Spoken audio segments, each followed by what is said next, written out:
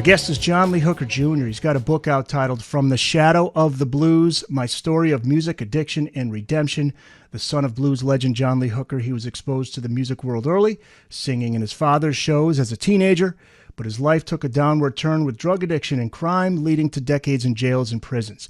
After hitting rock bottom in a Santa Rita jail, he became clean and sober, launched a successful blues career with 2 Grammy nominations, and opened for the Rolling Stones. In 2019, he fully committed to his faith, and now, as Reverend John Lee Hooker Jr., he shares his inspiring journey with us today. John Lee, I cannot thank you enough for being here. Thank you And I really appreciate your invite.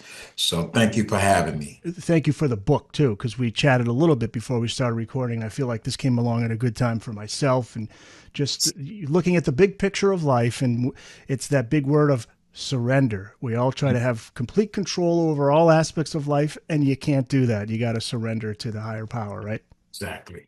Well, we're recording this just 3 days before the release of the book, which is February 4th. You've told your story to churches and prisons around the country in Germany. How does it feel to be able to share this story now with the world through your book? It is the ultimate answer to prayer. It is phenomenal because now I'm able to share my story in a different language, in German language, to prisoners. I went to the women's prison here in Vector, and I went to the large prison in Hoomfield, and the small prison in Fulda. So it's a great feeling, and I just thank God for the platform, because on the platforms I can just tell what Jesus had done for my life. My life was a wreck.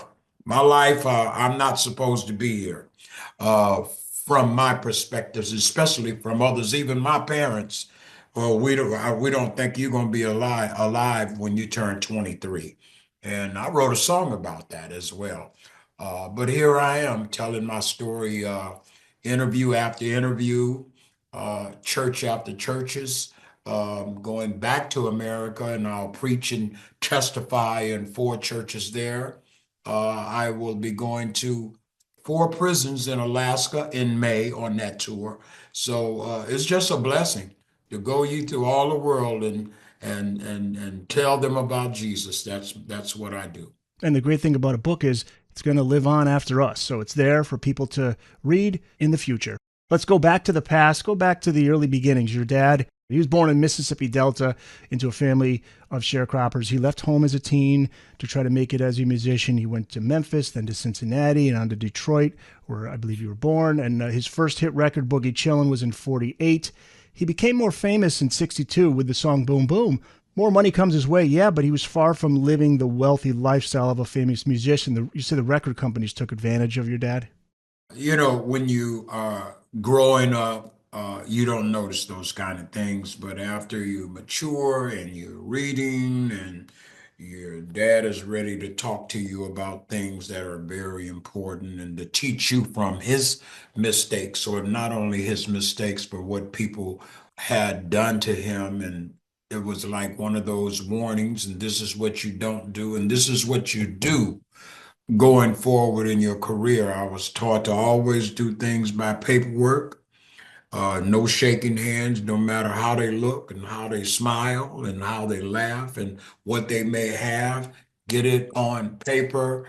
And that was about it. Get it on paper. The scriptures teach that out of the mouth of 2, let every word be established. Make sure he went there, make sure you got a witness. And I live by that, and I haven't had any problems because I live by the contract. I live by 2 or more witnesses. And yeah, I watched him not get, but I've learned that he was burned by a lot of people who he thought that were his friends. But long story short, he got retribution, He sued companies, and I would ask him, why do you keep pouring all this money into this lawyer? It's been 3 years. He said, it takes time, but we're going to get him. And he got him. He Mhm. got him. So he had to change his name several times because my dad he didn't know how to read or write. And I would oftentimes read his contract and say, this one here is okay. And yeah, this makes sense. And yeah, it's okay to sign right here. Yeah, we were partners, just like you and your dad. I took care of him, and he especially took care of me. Bernie Bestman, BJ Records, so many record companies had tried or did burn him. His setbacks became his mantle to go forward. He learned from his mistakes and taught us what to do and what not to do. You mentioned my dad. We were talking about that too. My dad was a broadcaster and a writer, and he was very similar to the relationship you had with your dad, where just anything, we had so much in common. We were like best friends as much as father son. And when he passed, it just, it still is to this day. I think about him every day. But what's great with your story is that not only did he have a resurgence towards the end, but he saw you recover. And this is a great story. So we want to get to this now. You were born in Detroit, 1952, and you say that eventually you turned to drugs to escape the pain and hurt in your family. You dealt with racism early on, which sure was difficult. It was also hard to see your dad leave for the road. He was on the road a lot.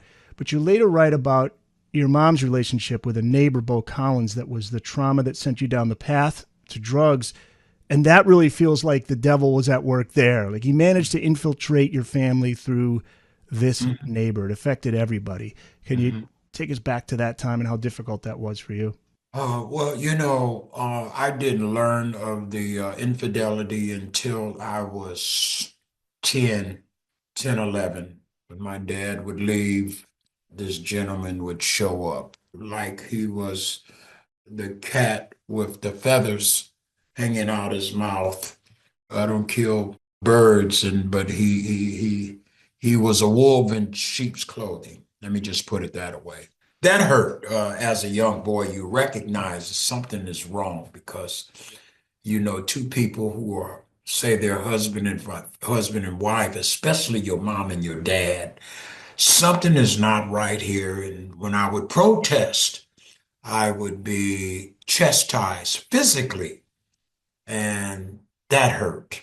Then to watch my dad leave and to know that the big bad wolf is coming as soon as he disappears, that hurt. And I think I became a little violent because when I would walk past the door to where I know they were, I would hit it so hard and walk, or not walk, but run down the stairs. And it was as if I was hitting him. And I noticed that I would say a curse word like, damn, you know, pow. And it damaged me. It damaged me. It damaged me to whereas I didn't have my dad there to say, June, it's late. You're not going outside. And my mom wasn't there to tell me. She told me before she left, don't go there and don't go out and come back and blah, blah, blah. But I had to get away because I didn't like where I was living, and I didn't like what I was feeling and seeing. And there became the drugs. It was like a song I wrote. I put the drugs and the alcohol was like a Band-Aid over a bullet wound. It stayed there for a while, but when the drugs left or the feeling left, I began to bleed again. So that was trauma. Then I saw people shooting through our front doors. A guy by the name of Billy. Just violence, physical violence in my house between my mom and my dad. But he never fought back. He just like defense, And sometimes defense you can get hurt, and I watched him get hurt. That broke my heart. It broke my heart to see him go on tour often, and Yeah, I how would long was actually. he on the road for? I was going to ask you that. It must have Oh, been most of the year. yeah, sometimes for a month, sometimes for 3 weeks. I mean, 2 weeks seemed like 2 months to me. And I would hold his suits and cry. And they'd have to pull me off of him because when he said he was going, oh no, no, no, no. Yeah. I'll be back. I'll be back. Yeah, and it's He would so, explain that it's very important that I go so the bills can be paid. So but at the that check. age, how do you process that? You're not Right, really right, right, right, understanding right. any of it. Yeah, and one thing led to another, the cigarettes, the alcohol, skipping school. I think you might read in there where I skipped school. I even, just to get some drugs, I even came back and broke in my school and came back again and broke into it. And that's when I was arrested. And that led to the Synanon, the cult that they flew me to, as opposed to sending me to prison for the first time. I violated that. I violated that twice. And then they finally sent me to prison at the age of 18, 18 or 19 years old. And a lot of stuff, Eric, a lot of stuff. I saw my friend, and I didn't see it, but I knew my friend, same age as I was, 17. We were in the county jail. He was raped. That broke my heart. I was raped. And I believe I was no, I went to court the following morning, but the grapevine coming through the courtrooms and whatnot is the whispers and the whispers and the whispers. Yeah, Shorty did this to Henry. So I see Henry on our way to court. Did he? And I was about to cry. I'm a kid. I'm a kid. The same guy, his name was Shorty, came into my cell with a razor blade, Eric, and grabbed me here. Instincts. Instincts. I grabbed him and I threw him up on the top bunk, pulled him back down, and I was just kidding. But I was ready to die. I was ready to die. I was ready to die. I was already so hurt because when you're a youngster in jail, you want to be with youngsters, and it's like a commonality and a camaraderie. Yeah, us, because you have something in common, and to hear about this man doing this to another man, this older man doing this to another man, broke my heart. So I got all of this stuff from home, now all of this stuff in jail, and wow, Yeah, wow. that story's in the book. Yes, sir. And That's in the I book. look, I look, I look back, and sometime I tear up, but I look and see where God has brought me from. That is that part alone is to know that there was an attorney that asked my sister, no, asked my sister, how's your brother? He represented me every time I got called him Larry, called the attorney. And he didn't see me for a while, and he asked my sister, where's your brother? She says, you wouldn't believe it. Junior is a minister now, and first thing he says, surely there's a God up above. Oh, yes. That's what I say to myself. I knew you. I didn't know it then, but now I know that you was carrying me. Do you ever wonder why? Because some aren't fortunate enough to survive that. Some, their lives are lost before they can learn that. Do you ever wonder why am I, given that gift to be able to have that time to turn my life around? And then you have friends that I'm sure their lives Right. were cut short. Just last year, two of my friends gone as a direct result of the drug addiction. I don't know what was in the mind of God, why he chose me or why he didn't choose those people, but I know that I was a willing vessel.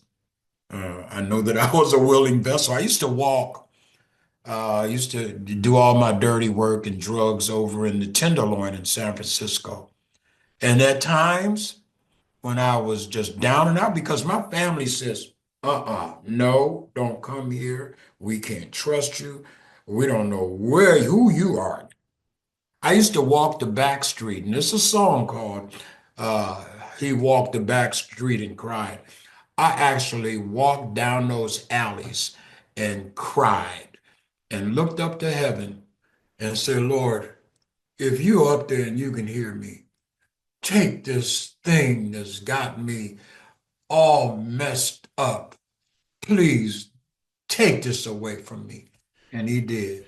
He Was took it. there a moment? Because there's always I've seen it happen with people I've known where addiction starts fairly innocently or seemingly harmless. It's at a party, high school party or junior high party, and they try something out, maybe out of curiosity or peer pressure, and all of a sudden it's a years long, sometimes decades long, lifelong addiction. Was there a moment for you when you look back and say, boy, that was the moment I knew I was in trouble?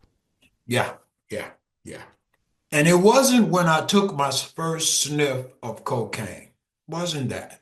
It was when I first stuck a, I stuck a needle in my arm. I had somebody stick the needle because I didn't know how.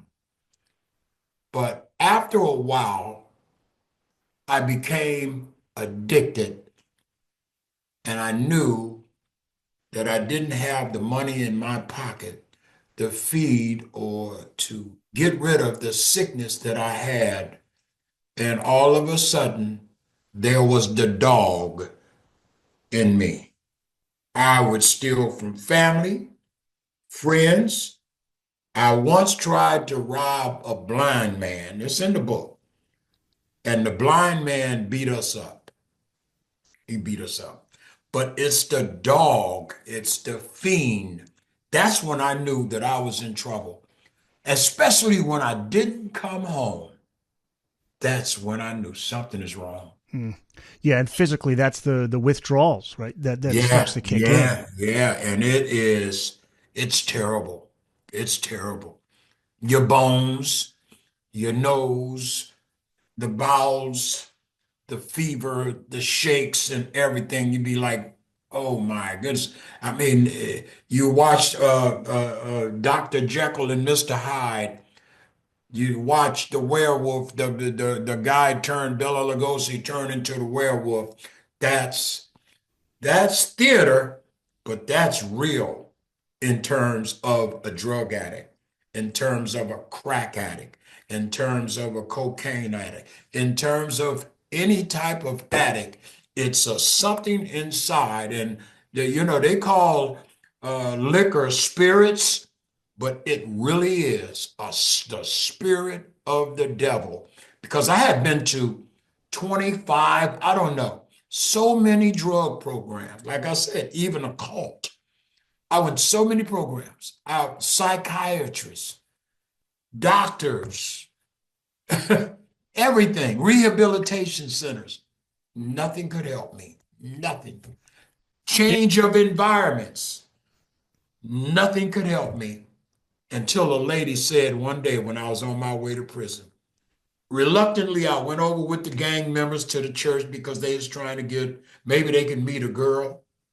And the lady just little small, but she says, if you are tired of being tired and you're tired of drugs, if you're tired of being homeless, if you're tired, if you're just sick or tired, I know a man that can break those chains.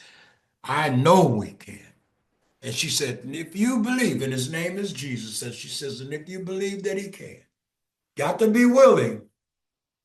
And all the gang members did Red Card Dave, Rubber Duck, all the big shots and victories.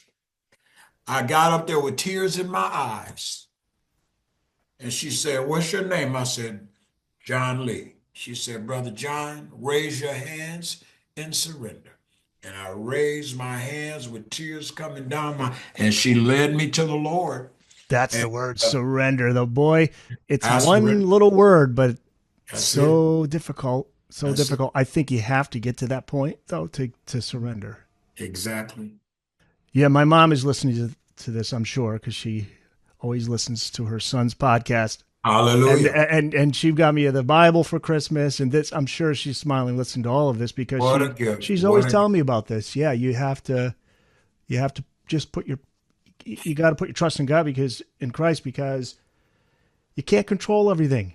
No, Jesus said Things are in going to John happen. 15, Jesus said in John 15:5, I am the vine and you are the branches. The vine apart from the branches, without me, you can't do nothing.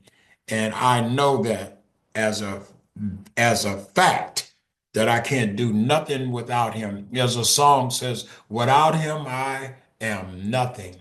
Without him I would fail. Without him, I am rugged. I'm like a ship without a sail.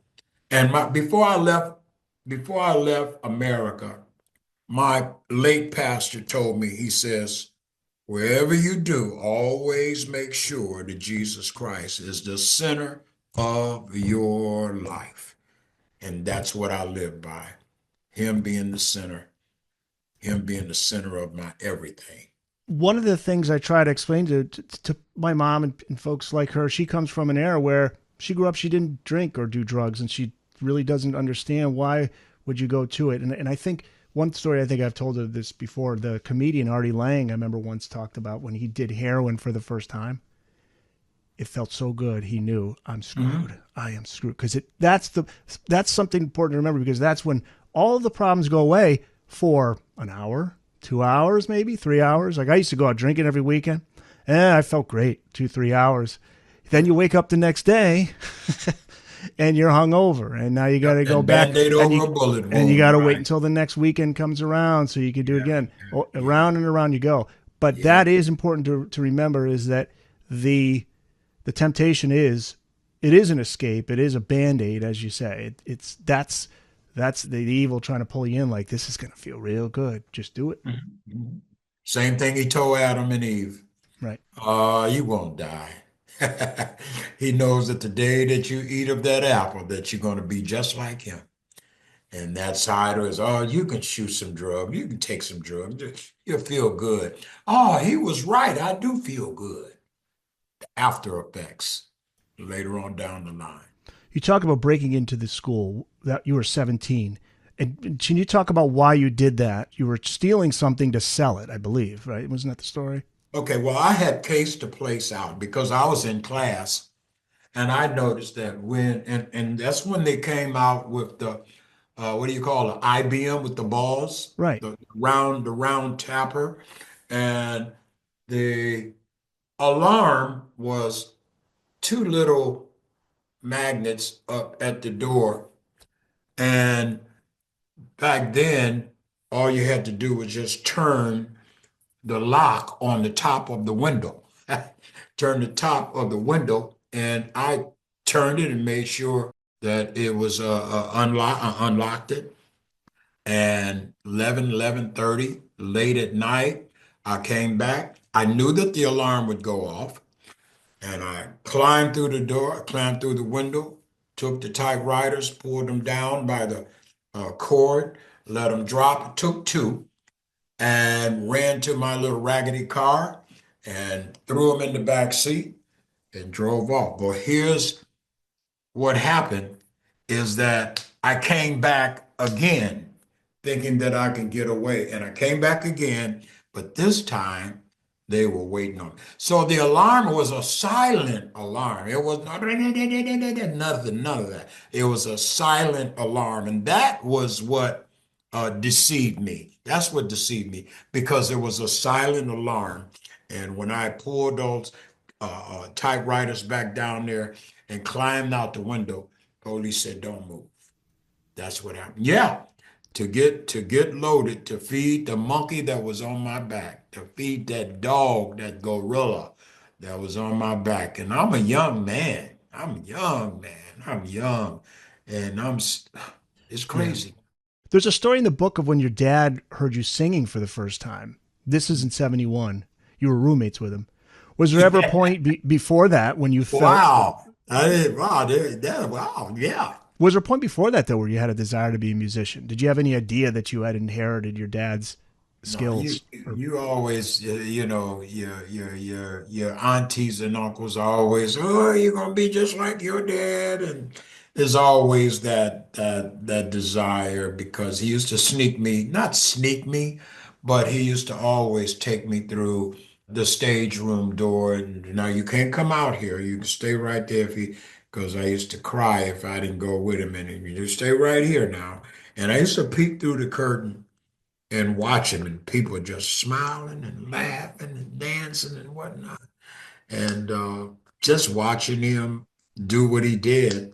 Yeah, and one day I was in the bathtub, like you mentioned, we were roommates, and I had start singing in the bathtub, and he heard me. And I can make my voice go here, and I can make it roll. I did it kind of like immature at that particular time, but he heard the potential. He heard the potential, and he said, "Boy, you can sing, Jonah.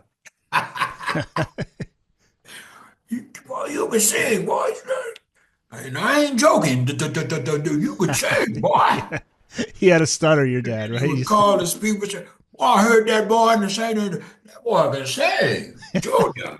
Yeah. And one day, I think we were at the Keystone Corner in Palo Alto, and he had flew me in again because I was still on parole in Michigan, and he flew me in, and first time he says, I want to introduce my son on stage," and he would tell Gino, who was the bass player, Luther Tucker. He said, "Y'all bag Junior up now." And he, first time carrying. I don't know what he meant by carry. What do you mean by carrying me? And got on stage, and for the first time, I'm like, look at all these people. And I had to look over at Luther Tucker, and when he would like that there, that meant that it was my turn to start singing. So I started singing when Luther did this here. I started singing. And after I got off stage, it sounded like the people didn't clap their hands. They didn't give me a round of applause. So I felt really bad. My dad said, "Give me a round of applause."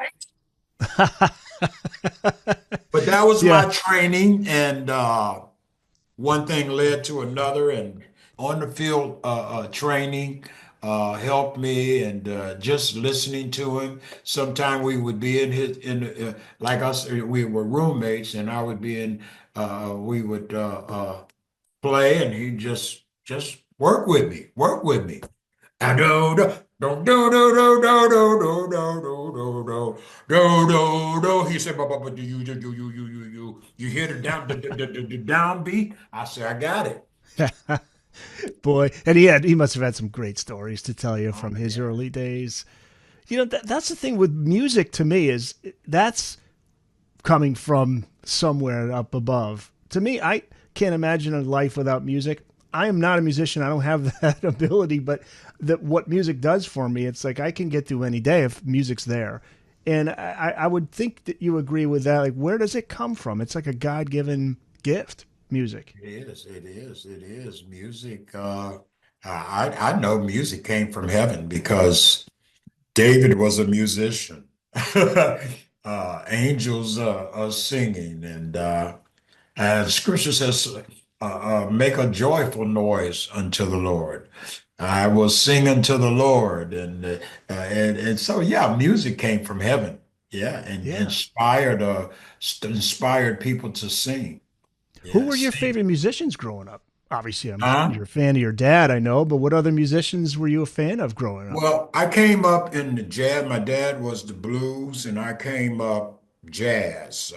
Cannonball Adderley, John Coltrane, Miles Davis. And as a young kid, I was listening to that. And the first thing I learned was how to scat, and that was with Louis Armstrong and Sammy Davis Jr. So I learned how to scat. Al Jarreau, Al Jarreau was a scat man. Then you had Scat Man Scruthers. Don't know if you can Google Oh, I've him. heard them. Oh, yeah. Scat Man Scruthers. So I grew up Gil Scott Heron. Gil Scott That's what it Heron. was. Okay. So I grew up on these guys, and those were the original rappers. And I learned how to put words together. And most of my songs, I wrote all of my songs, with the exception of being co-written by my friend Larry Batiste.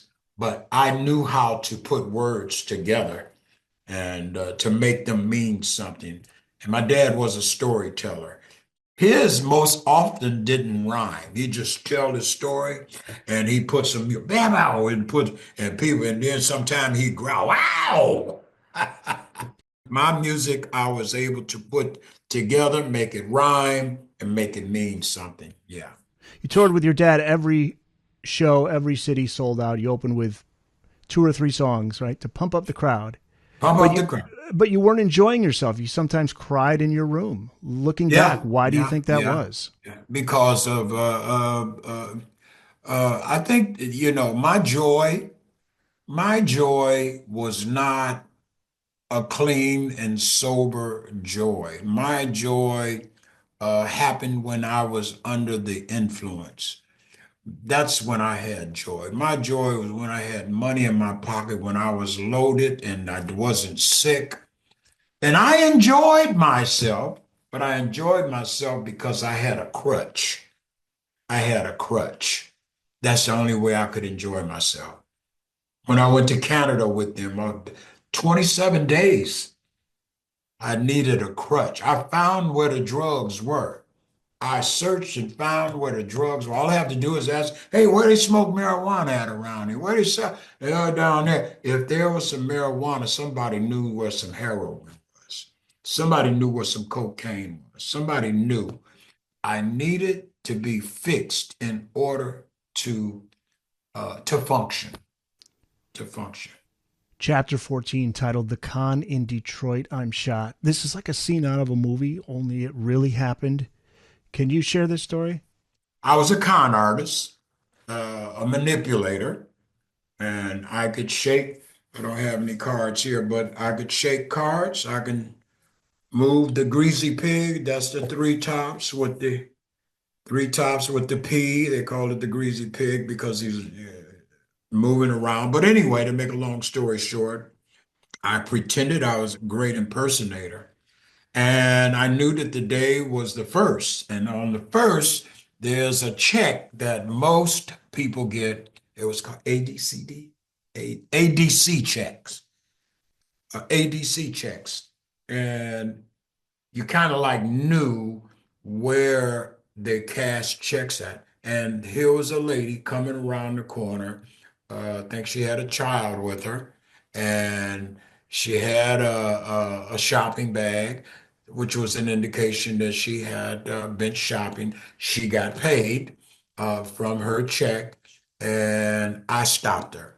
I had a fake roll of money like this with a $2 bill on it, but you couldn't see that it was a two because I had my hand like this. I had a money wrap that said 10,000 that I got from the bank. And I just flashed it on. I said, ma'am, have you ever saw me do it? And to make a long story short, I let her win. I let her win $25. I said, was that a lucky guess or did you know all the time? Am I too fast or am I too slow? Or are you just that smart? You're kind of slow. Anyway, I'm not going to go through the whole elaboration, but she put up, I put up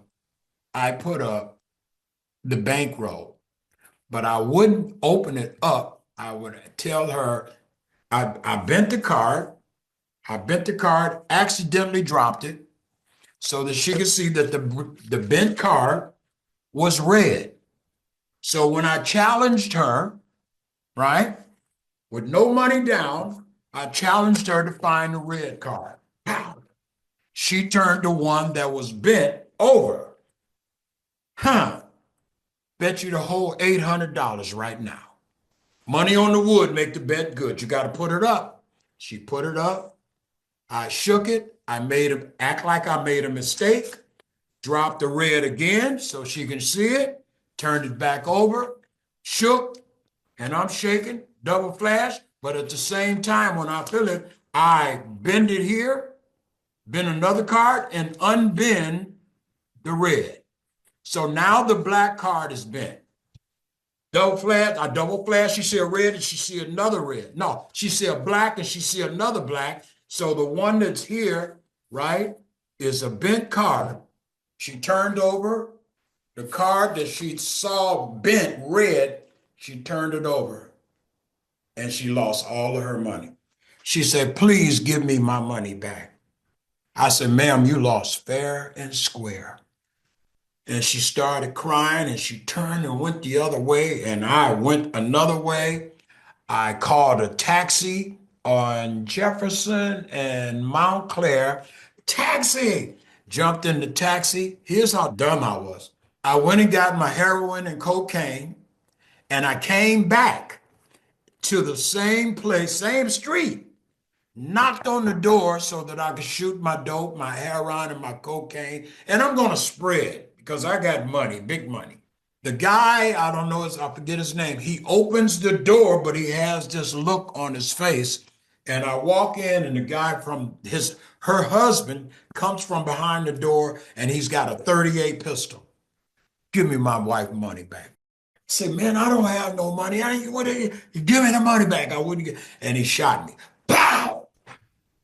I hit the floor, and everybody, like when I walked in, everybody is sitting at the table just like this. And that's when he came back. Give me the money. And he shot me. Pow! I fell and I crawled into a corner. Said, man, what are you doing? He said, give me the money back or I'm going to blow your brains out. So he put the gun to my head and I'm covering like this. I said, I swear to God, I don't have no money. Do you think I would die over a few $100s? My life is more.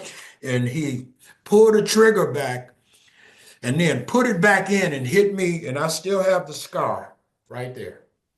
And he hit me over the head. He's trying to bust open my head, but I had my hands right here. And he broke this hand and he said, I ought to kill you. Now he's afraid now that because the loud gunshot. So he leaves.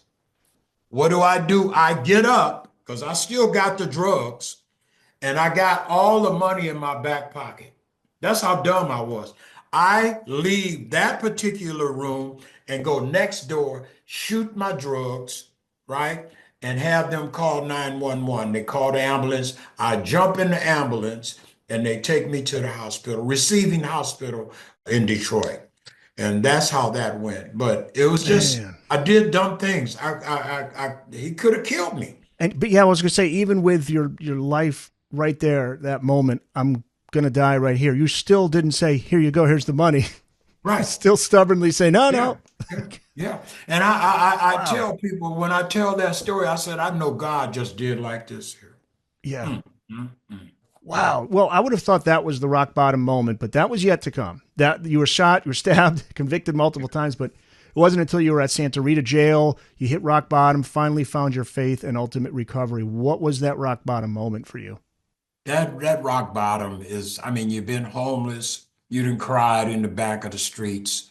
You know, you can't call nobody that in your family, hey, nah, we heard that before.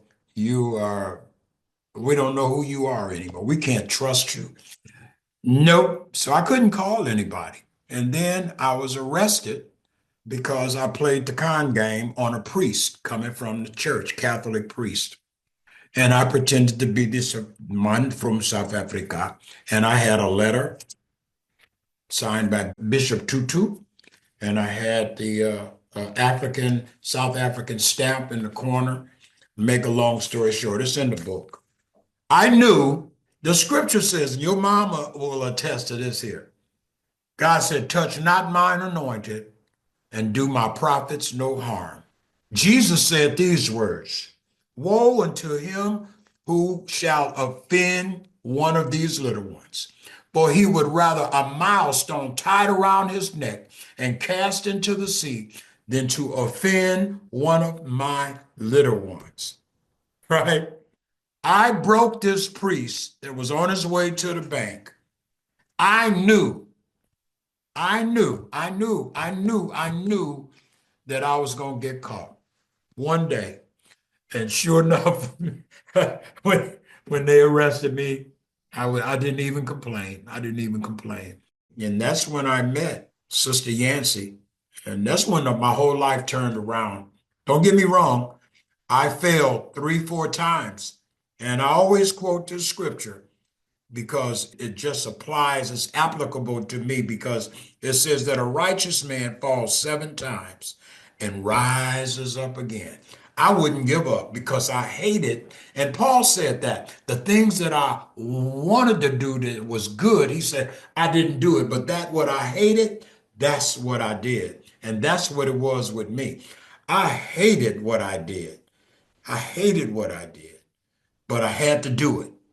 John Lee Hooker Jr., our guest, his book titled From the Shadow of the Blues, My Story of Music, Addiction, and Redemption. And it is out this week. I think it's important to talk about your setbacks because many addicts can give up after they go back at some point. So this is important. This happened 3 times for you after getting sober in 1998. How did you manage to get back on your feet that third and final time? Well, it might have been three and a half, four. Yeah, more than Uh, 3. Okay. um, there's a saying, and your mom and other people that's listening to it might remember that when you're level with the dirt, there's no other place to go. And I want to say this here, that I was conscious, I was aware that if I died, that I was going straight to hell. I knew that. I knew that. I knew that. But there is a saying that when through man's extremity is when God stretch out his hand to give you an opportunity. And his word says, I will not always strive with man. God's not going to keep on putting his hand out. And I took that opportunity. I says, Lord, I don't want to do this anymore. And I was at rock bottom. And guess what I did? I called somebody who birthed me. Mom, where you been? In the streets. In the streets. All right, take a taxi and knock on the church door when you get here. And there was mama. There was my mom. Everybody else, we don't, my dad, nobody else. But my mother said, come on. And I was sleeping in the back of the taxi because I'd been up 3 days. And the man said, sir, you're here. Walked to the church door, looked in, Mother Hooker here. Here she come. Paid the taxi man $45. She lived next door to the church. Go in there and get cleaned up and put these clothes on. So I think it was my niece. She's a big girl. Put on my niece big old shorts, and there was a slingshot, and there was a shirt. And I took a shower and went to. She made me a sandwich. I'm going back to church, and laid a blanket out with a pillow, and I was gone. And the rest is history. I never looked back. I never looked back. She nursed me back to health. Man, And what year was that? about 2000, And something like that, 2000. well, we know that all this happened before your dad passed away, so he was able Yeah, to. my dad, That's this is huge, what, That's yeah, huge. my dad When said, did? What about your mom? When did your mom pass? she passed 9 years ago. Okay, so she was able to also experience your recovery then. She. Oh, yeah. Oh, that's great. Here's How great what is they, that, right? I mean, that's. here's what my dad said. He said, what I want is that before I go is to see you clean and sober. My mother came to my ordination because she used to always come to court and watch them send me to prison or visit me in the hospital. But my mother came to my ordination and watched me get ordained as a minister. And my dad used to always happily announce my coming. Reverend Junior is on his way. And when I come in, sometimes I'd have my collar on. Reverend Junior, I know. Come on in, have a seat, boy. Tell me about Jesus. Well, I don't think you can even understate how important that must be for you. The peace that you have knowing your mom and dad. You had that completion with them before they moved Yes, on, yes, before they yes, passed on and went to heaven. They were able yes, to see their son. yes, yes. He's Hallelujah. okay. He's My okay. mom, I got to tell you this quick story. My mom was so proud, right? I'm getting goosebumps here, John Lee, just thinking about it. My mom told me one time, boy, look at you, Reverend Junior Hooker. You remember back when you was a young man? You remember you ran off with the rent money? And I say, yeah, mom, but now I done bought you a home. That's all you own. Don't get smart with me. Oh man, I love it. It's an outstanding story. And then you had a one-on-one with your dad where he encouraged you to pursue a music career. Yeah, and like I said, he gave me all the ropes. Came to some. He came to. Not only did he come to prison and do a show with me, he came to prison to do a show with me. But he used to come to my couple of my events and just sit there. Didn't say, just make sure the place was filled up, and then he would leave. He would leave. Then sometimes you wouldn't even know he was there because he didn't want people, taking the focus off of me and putting it on to him. So he just come in, look, and tell him, no, no, tell him Incognito. this, yeah, incognito.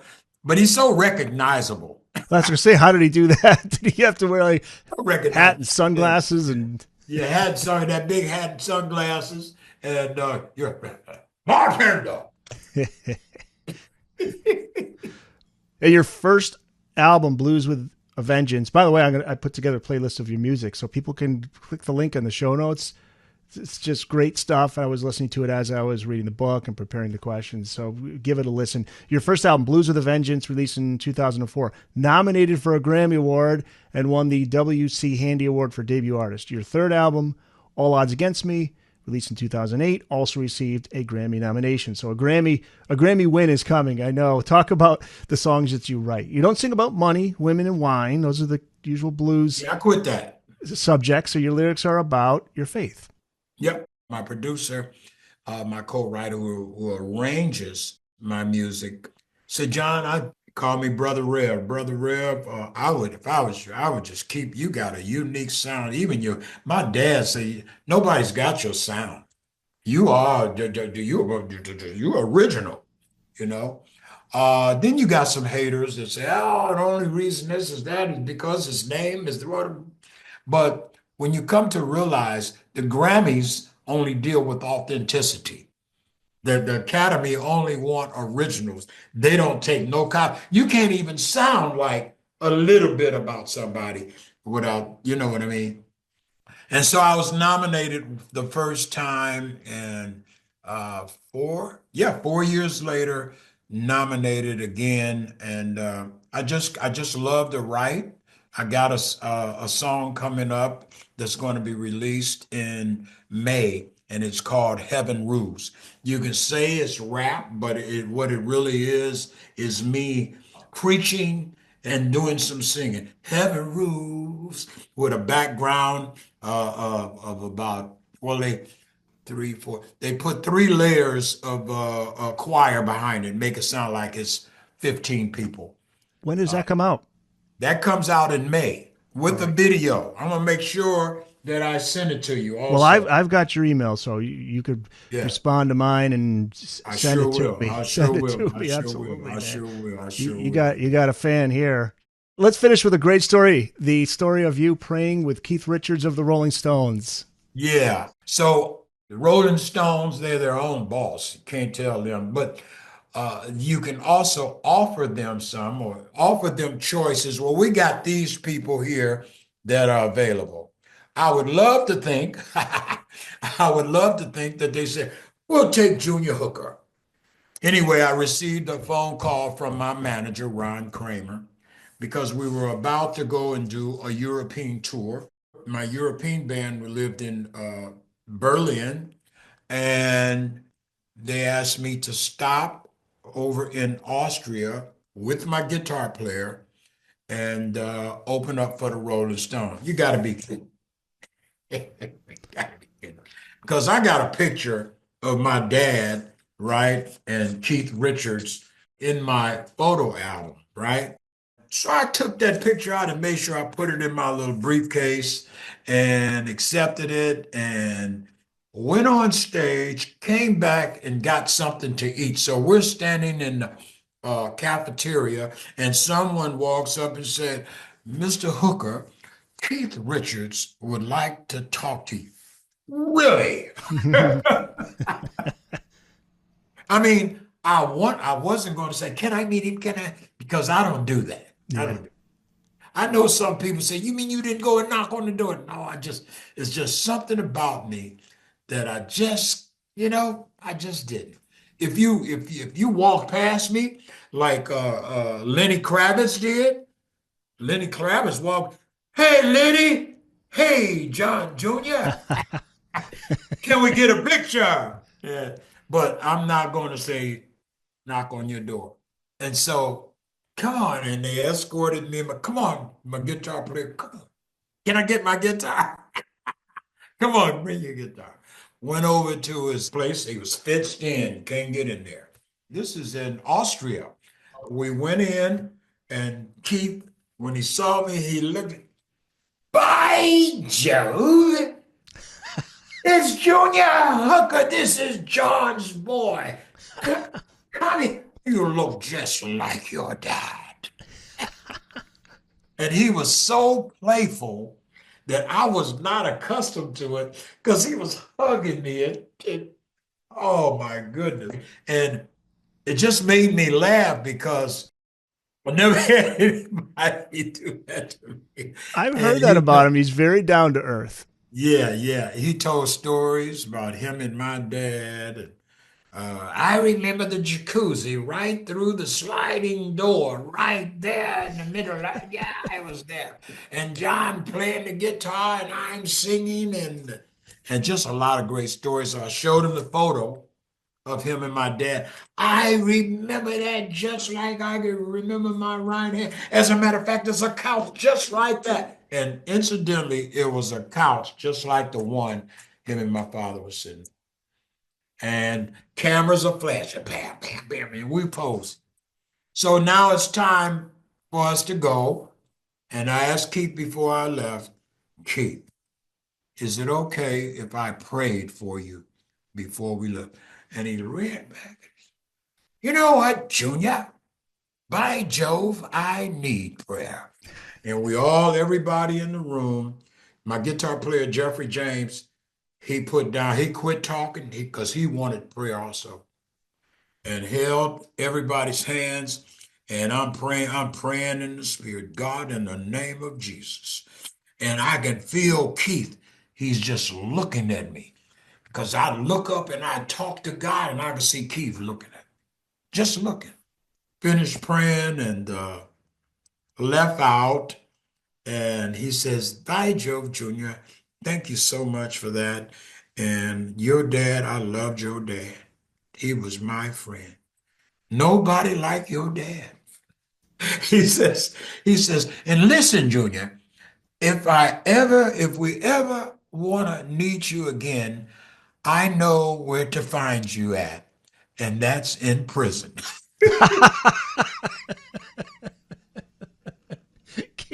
Keith's gotten himself into some trouble in the past. Oh my goodness, we bust up laughing. We bust. We bust. From the Shadow of the Blues, My Story of Music Addiction and Redemption. It's out on February 4th. You could find it wherever books are sold. Now, I know you have a website, but you could tell people about it. Where can people find you online?